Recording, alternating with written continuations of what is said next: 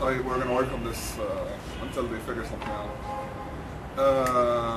As we said, we had once they started not just working on regular campaigning for their referendum, they also realized that still nobody's really doing something for them. Nobody's talking to them. Nobody's dealing with them at all.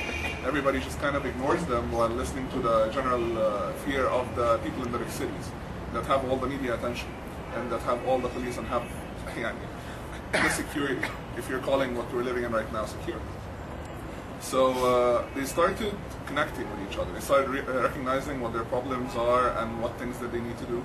And then they started to take the form of the local government in many aspects. Take the role of the municipality.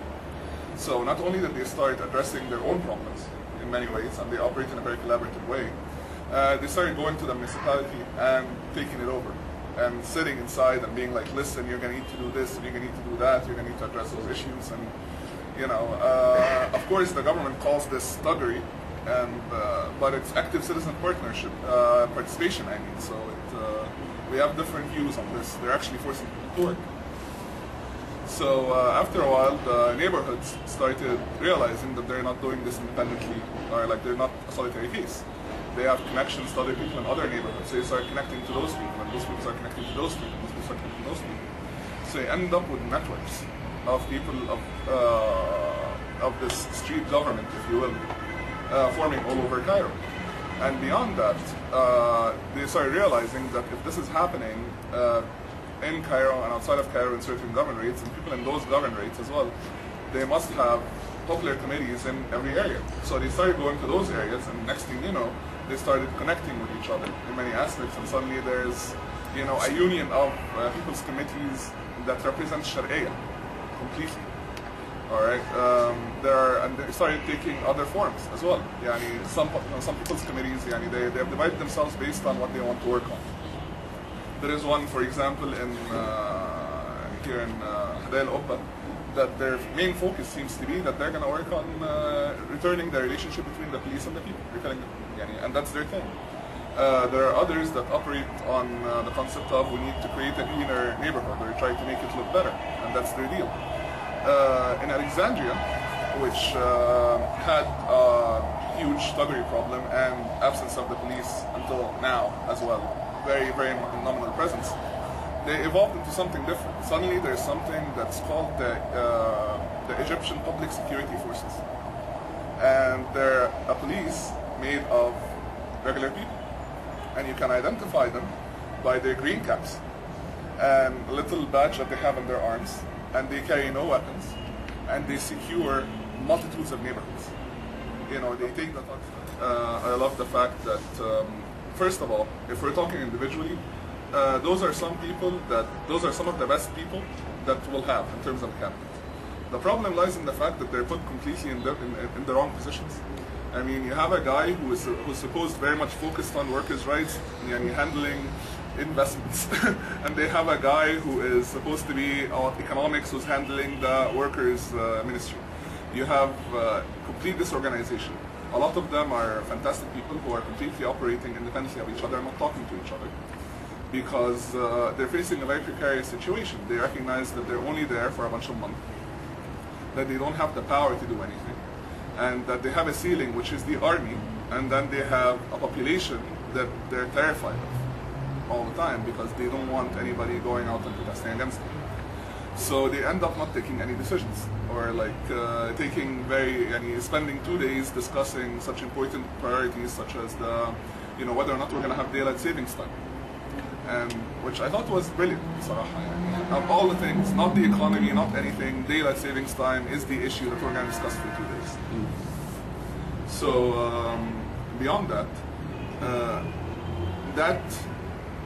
that structure that's being made, that informal government, that informal street government is being erected all over Cairo, well, there are a number of neighborhoods that are completely absent from that map, and we're in one of them.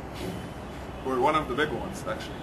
The Heliopolis, Nasr City quarter, almost completely not doing this at all, and it's weird because you're facing a situation where everybody's saying that we have an elections and we need to be, working on things and we need to have some sort of an awareness campaign. Yet we're completely unaware ourselves. And it's one of those, the most annoying situation when you sit down with lots of people and you recognize that many of them have good intentions, but a lot of them don't fully know the country, and it's not our fault. Honestly speaking, it's not our fault. We just never had reason to contact, and the majority of things that we know about other areas in Egypt are completely based on stereotypes.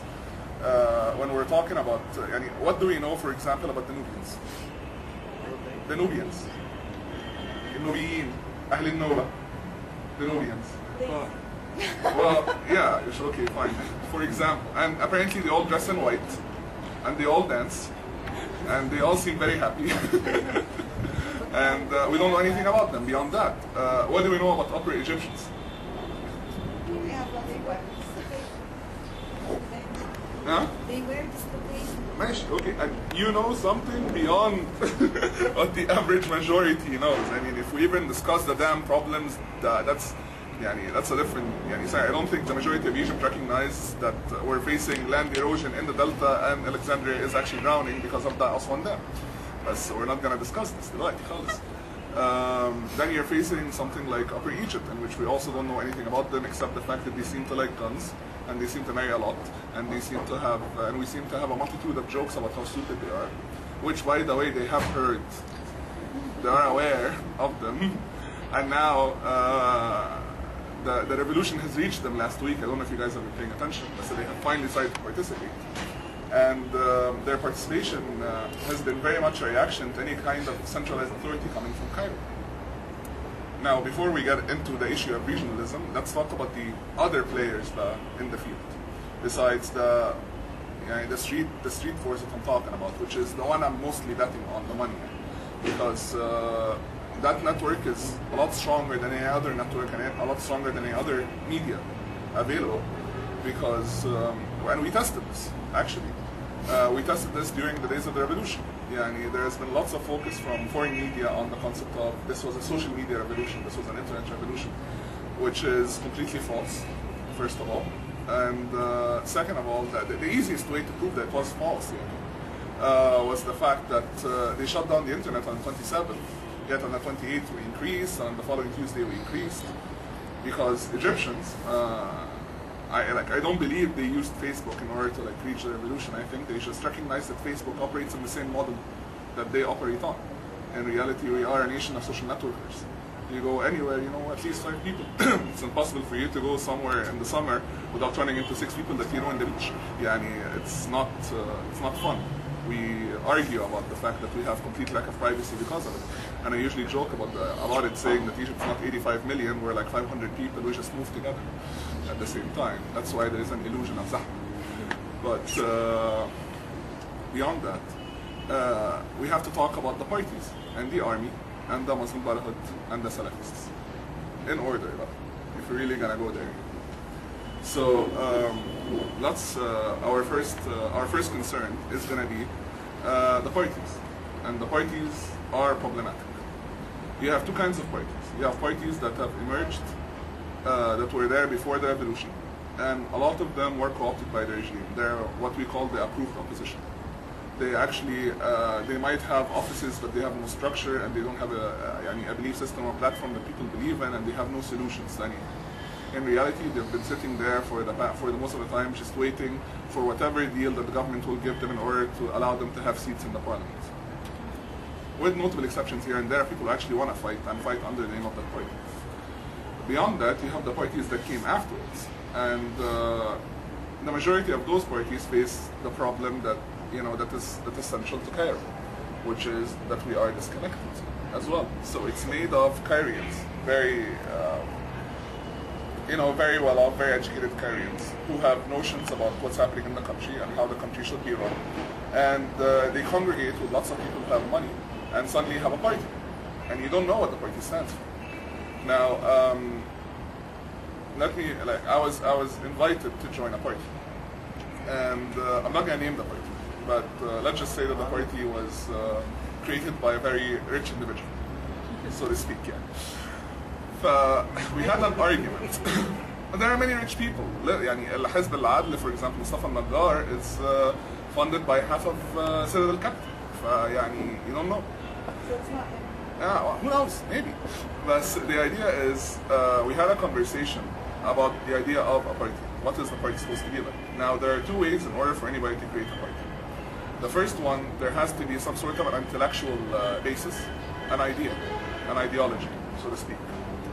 And the ideology attracts a number of individuals, and the individuals create a structure, and then they create funding, and then they have stars, and then, you know, that form a party. Or you go for a group of people, you know, a class, a specific class, a specific group of people, like, let's say workers, or small business owners, or big business owners, or whatever. And they connect with each other, they start formulating policies based on their own perception of their interests, protecting their interests. And eventually they create a structure and they get money and they have their own stars and it works. What's happening with this party, which is what's happening in every other party across the board, in all the parties that are being made, is that, well, we're going to create the structure, we're going to bring in the stars, we're going to have the money, and then we're going to figure out whatever ideology that will get us the biggest number of voters, because ya mommy, al-ikhwan. And you know that there is a party that has done this before, and we have tried this before, and it's called the National Democratic Party. They did the exact same thing. And it comes from an idea, Bardo, that we're dealing with a society that still thinks that they can actually go in and buy a party. That we can buy an election. That I'm going to go in and I'm going to fund this party so that I can run in this area. They don't fully understand that the party cannot field a candidate in an area if that candidate has no basis or popularity in that area. They seem to believe that we're still operating on the old system. We're still operating based on the old rules, which is, again, problematic.